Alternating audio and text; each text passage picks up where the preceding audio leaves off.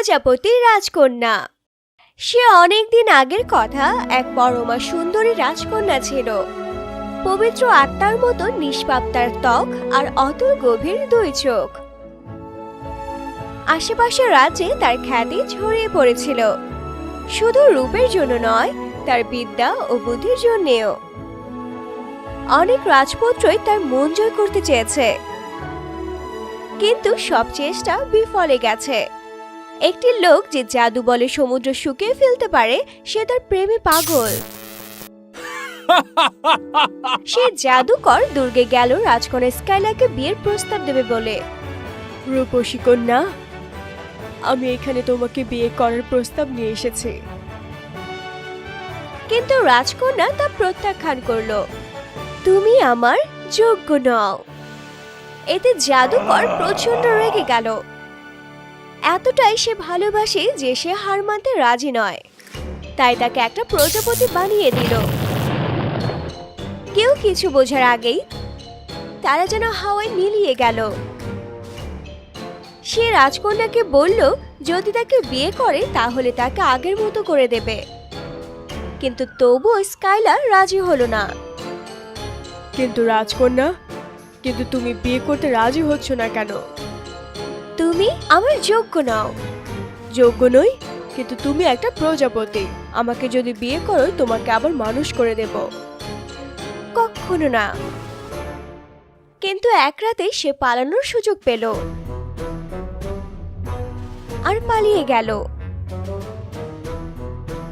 কি করলে তুমি রাজি হবে আমাকে বিয়ে করতে রাজকন্যা? ও তো পালিয়ে গেছে।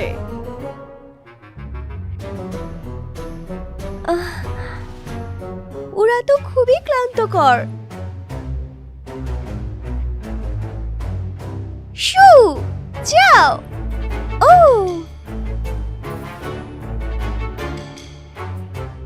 মুহূর্তের জন্য রাজকন্যা ভুলে গেছিল যে সে একটা প্রজাপতি।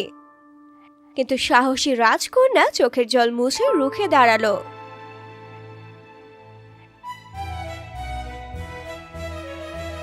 ও না,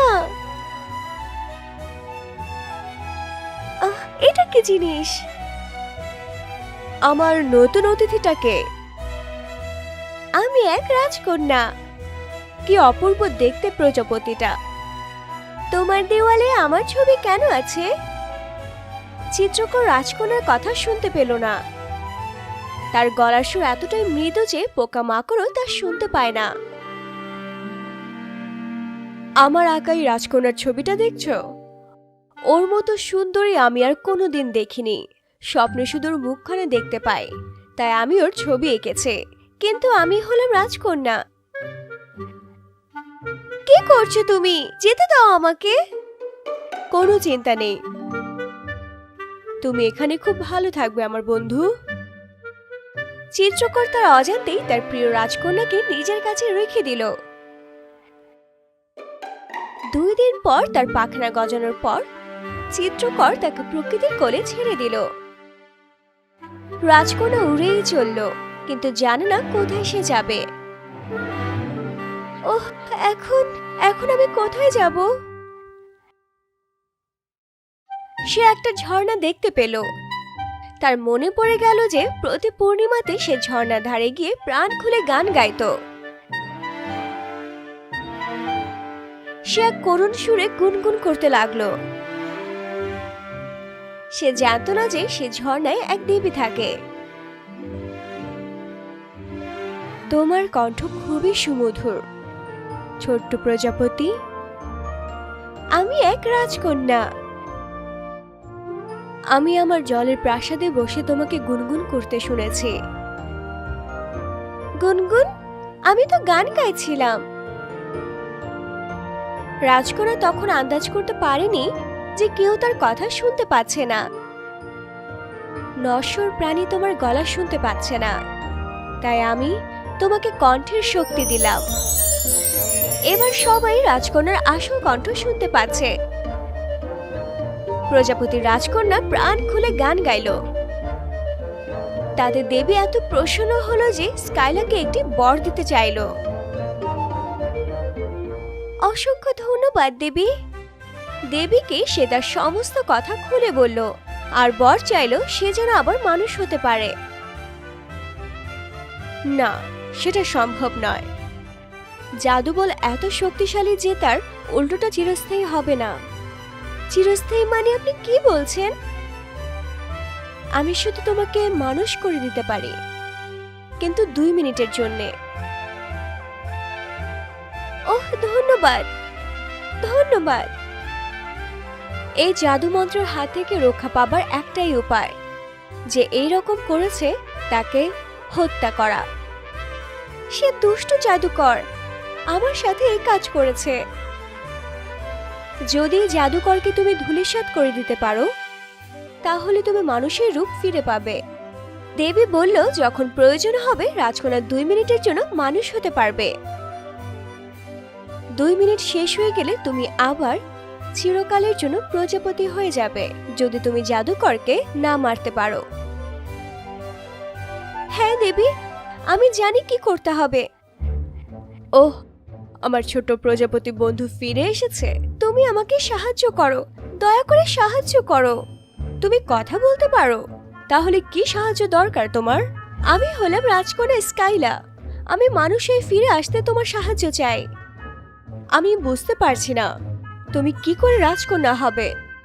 আমার এত বছরের কল্পনা, ভালোবাসা, ভালো লাগা, আর তুমি শুধু একটা প্রজাপতি। এক দুষ্ট জাদুকর যে আমাকে ভালোবাসে আমাকে এরকম বানিয়ে বন্দি করে রেখেছিল। তার ভয়ঙ্কর ঈগলের কবল থেকে কোন রকমে পালিয়ে এসেছি আর এখানে পৌঁছে গেছে। চিত্রকর সংশয়ে পড়ে গেল। তোমার কথা শুনে আমি সত্যি বুঝতে পারছি না। তবে কি তুমি সত্যি রাজকন্যা স্কাইলা? তোমাকে প্রমাণ করতে হবে যে তুমি রাজকন্যা। এটা ঠিক না? তাহলে তো আমার বাড়িতে আসা সব কথা বলা প্রজাপতিদের কথা বিশ্বাস করতে হয় আমায়। কথাটা তো ঠিকই বলেছে। খুব ভালো কথা। এমন কিছু জিজ্ঞেস করো যে একজন রাজকন্যাই বলতে পারে। তোমার বাবা তোমার 6 বছরের জন্মদিনে কি উপহার দিয়েছিল? খুব সহজ, একটা সুন্দর টাট্টু ঘোড়া, যার পিঠে আমি ঘুরতাম যখন মানুষ ছিলাম। ঠিক বলেছ। বিশ্বাসই হচ্ছে না তুমি তো সত্যি রাজকন্যা।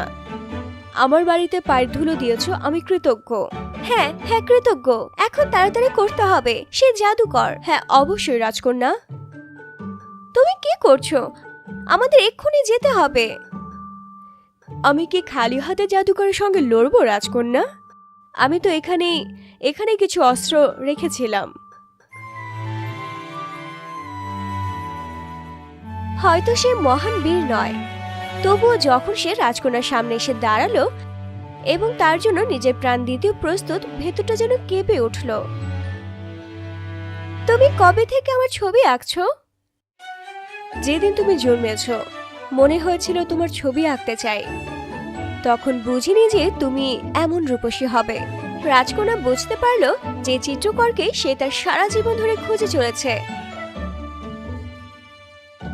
এবার তো যেতে হয় রাজকন্যা।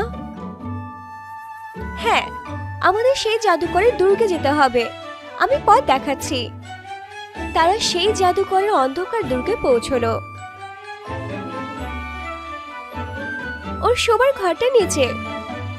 ও যদি ঘুমিয়ে থাকে তাহলে জাগবার আগে কাজটা শেষ করতে হবে। তাই যেন হয়। আমি তো আর যোদ্ধা নই। কে আছে ওখানে?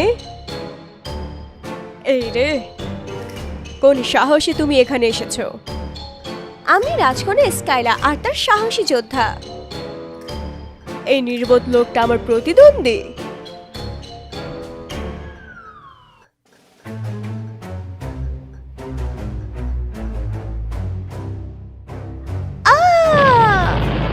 ও না, রাজকন্যা, আমাকে বাঁচানোর জন্য মানুষ হয়ে গেলে? তুমি আমার যোদ্ধা, আমার আসল রাজপুত্র। রাজকন্যাকে মৃত্যুর এত কাছে দেখে জাদুকরের মন পরিবর্তন হলো। ও আমাকে ভালোবাসুক বা না বাসুক, আমি তো আর ওকে মরতে দিতে পারি না।